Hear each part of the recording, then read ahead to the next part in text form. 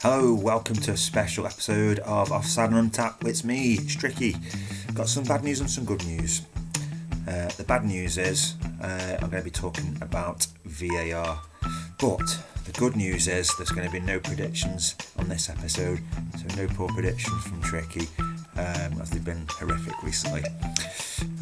Just a little special episode, whilst it's the international break, just thought I'd do something a little bit different. And yeah, I know it's VAR and everyone hates it, but I just wanted to get my thoughts across and also make some suggestions as to how we could actually improve VAR. A lot of people will probably think similar things to what I've actually got here in my head, but it's Offside and Untapped. So for this shorter episode, this special episode, I'm going to show you my choice. It's Stella Artois, but it's Stella Artois Unfiltered, which is actually a 5% lager, unlike the usual 4.5, 4.6%. And the difference being, the unfiltered, it retains yeast and it also retains proteins, gives it a more vibrant, flavourful taste. Gets you pissed a bit quicker, I guess, as well. But yeah, real win for me. They have it in round the shop, round the corner. Brilliant. Absolutely loving it. So, VAR. What does it... Oh, by the way, cheers. Cheers, everyone. Don't forget the cheers. Hope you're all well. VAR stands for Video Assistant Referee. It was introduced into the Premier League 2019-2020 season. Its purpose was to correct clear and obvious errors, but yeah, that's not how often that happens. Made by match officials and used only in relation to goals when they go in, to check those, penalties, red card decisions, and mistaken identity. But as you'll hear later on, it doesn't get used for just those things, does it? The philosophy of the people who actually created VAR, get this will make you laugh. The philosophy of VAR is to use minimal interference for maximum benefit. My question is, who the fuck benefits at the moment, because it's absolutely not being used properly by the people in charge. Certainly isn't the fans who benefit from it, and some of the reasons why, I've got my thoughts here. So the impact it's had on the game, I think I'm not alone, but it's absolutely ruined, especially the Premier League, the top level. Just completely, not happy with it. No one has been. It's been 6 seasons since it came in. I think everyone at first took it on board and thinking, well, yeah, maybe a few little glitches at first, but they'll sort it out. They'll get things fixed, and it'll be brilliant. Give it a season, give it 2 seasons. If anything, it's got worse. We've got worse, and people just get more and more angry and upset about it being used. People like myself. So the impact, constant delays in play. You're finding that players getting pulled up. There's been a potential bad foul, or the ball's gone into the net, but it's iffy, and it's just delaying the game. It's taking 5, 6, 7 minutes or more for some of these decisions, and it's just terrible. You've got players standing still. They've been running around. They're then standing still, going cold, and then expect to switch on again. Cold muscles, and then you're finding there's injuries occurring. Lots and lots more injuries. Hamstrings being pulled galore. I've never seen so many hamstrings being pulled in football. And then you've obviously got stoppage time added on again. We're playing 110 minutes in some games. 110 minutes of football. It's just not on. And then what that obviously has an impact on the players' fitness and well-being as well.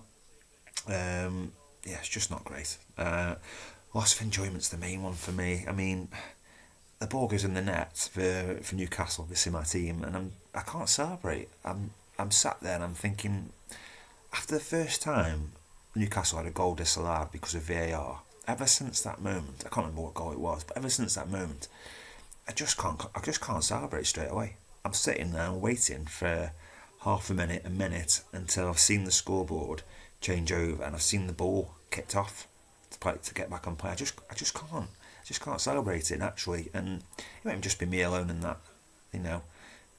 Every other football fan will feel that way, because you celebrate early, fate's going to happen. The goal's going to get disallowed. It's great when your team gets away with one, but yeah, you want to be able to celebrate these goals with passion and really enjoy the moment, and you just can't at the moment because you're in fear of something that happened a minute before the goal went in, of ruining that moment. So yeah, it just ruins it for me. I've got more sense of fear than I have joy. A lot of things at the moment. You've got officiating officials. You've got VAR people in the van at Stockley Park, watching what a referee's doing, watching the game, and essentially you've got officials officiating other officials. It just seems daft. Just let the referee and the linesman or lineswomen officiate the game, and just get involved for those 4 things that we just mentioned: red cards, goals, mistaken identity, and just let them crack on. And then if you need to step in, then do it.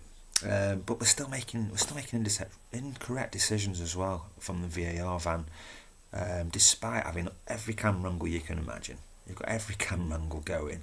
You can see everything. They're taking plenty of time to make decisions, and then they get it wrong. A few examples of this. I mean, the biggest one for me, as I mentioned on an earlier video, the Josh King disallowed goal, Fulham at Stamford Bridge against Chelsea, pulling it up for a foul by Muniz on Chalobah. You watch it a million times, and he's got possession of the ball, Muniz, and he's been given a foul against him. It's just not good. You've got James Trafford avoiding red card, made a foul on Kudos, edge of the box, earlier in the season, Spurs versus Man City. Ultimately Spurs won anyway, but handled the ball, edge of the box, didn't get a red card. Personally for me, Mosquera versus Harvey Barnes, advancing through on goal, elbow to the head, nothing given, no red card. I mean, what do you have to do? The Premier League, they claim a 96.4% accuracy in key match decisions, but really, with all the camera angles, if you don't get involved in subjective issues, you should be 100%. It should be involved on a black and white decision, yes or no, not refereeing a referee and then making them change the decision because they're under pressure. It's absolute bollocks to me. Action plan. So this is what I think we should do. I mean, we've got other sports doing what I'm going to say, suggesting in their own way. Cricket, the review system, it works perfectly.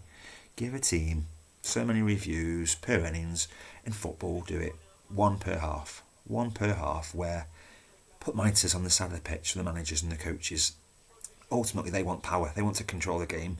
Give them some control. Give them a review, one in either half, one in each half, where they can, once they've seen something they don't agree with, the players can instigate it as well. They can shout over to the bench whatever's happened, and they can make a review and make a challenge on the decision from the ref. Ball goes dead. Once the ball goes dead, then panel of 3 people in Stockley Park who have got all the camera angles.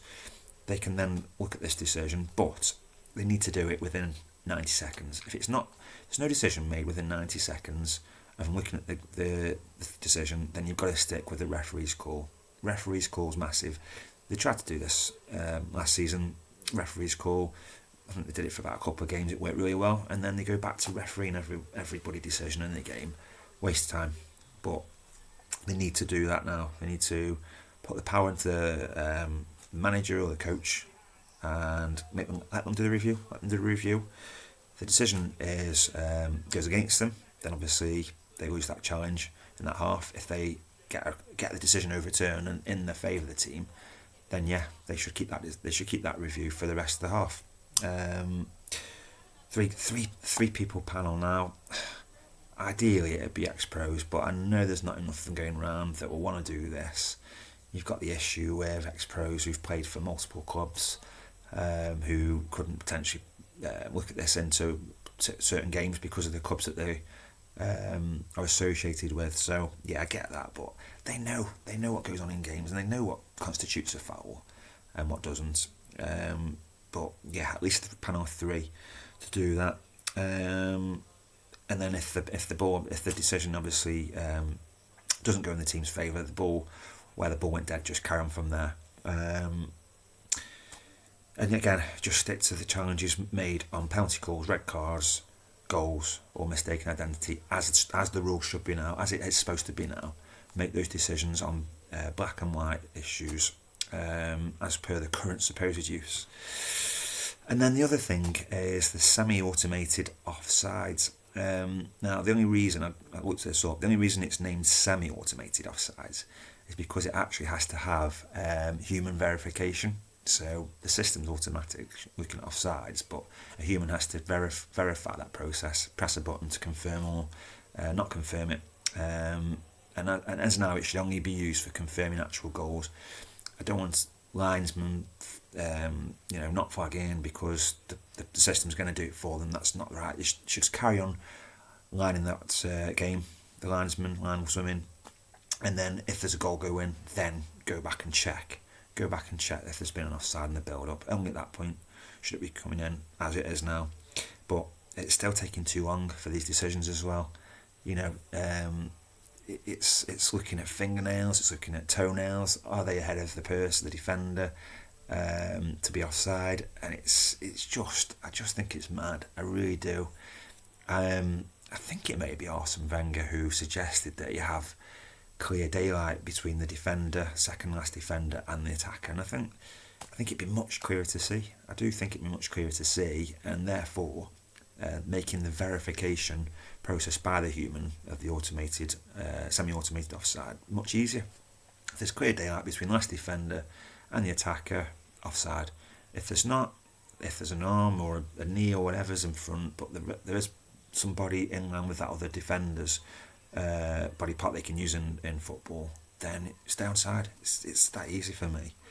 And again, if the VAR panel or VAR panel can't decide within 30 seconds after looking at that, then stick with the on-field decision again. Stick with the on-field decision. The liner, was it offside, was it onside? If they can't tell because it's that close, within 30 seconds, get the game going again. Original decision, done. That's that easy for me. Now, tell me if I've missed something there and I've horribly messed that up, but that just makes life a lot easier in my eyes. As we've started to do, all VAR decisions announced by the on-field referee. I think the fans need to know what's going on. They need to know what's going on and why decisions have been made. Before this, you had furore in the crowd. They didn't have any communication. They didn't know what was going on. And you've got a referee just running around. Yeah, no one knew what's going on. But actually announcing why the decision's been made is brilliant, and it should happen. Do it in American football. It works really well over there. Everyone can move on. But the decisions have to be made quicker. They just have to be quicker. Get the game going again. We don't want 110 minutes in football because we've had waiting 10 minutes for a decision for a goal or more. They've got big screens in stadiums. A lot of the stadiums, can we, after the challenge has been made and the decision's been reviewed, can we get them pictures onto the big screens for the fans to see what's going on and what's being checked? Give them some idea what's going on. You've got 50, 60, 70,000 or more fans in a stadium game. What's being looked at? Put on the big screen what is actually being checked, like they do in cricket. You get the oohs and the ahs. The atmosphere will be much better than it is currently. Get the fans on the feet looking at this, and when the decision's made, everyone can see themselves if it's been done right or wrong. A bit of pressure on them to get the right decision because the fans are looking at it, and if they can decide if it's right or wrong, then so should a panel of three. That's just my little thought really on the VAR situation, and just to know what everyone else thinks. I know it's a bit of a boring subject, but it's quite important because we all love football, and for me VAR is killing it. It's absolutely killing it at the moment. Can't enjoy it as much as I used to because of it. So love watching grassroots football because there's none of this nonsense down the local. Put your thoughts in the comments. What would you do differently? What would you suggest to do? Or do you like it the way it is? Would you like it the way it is? Would you carry on with it? I know a lot of people agree with myself, but what are your thoughts? thanks for watching. I will be back with another predictions episode later this week. Won a trickies treble last week, so yeah, well, week before, so good. We've got some money in the Dementia UK pot. Thanks for watching, and I hope you have a good rest of the evening and good rest of the week. I'll speak to you soon.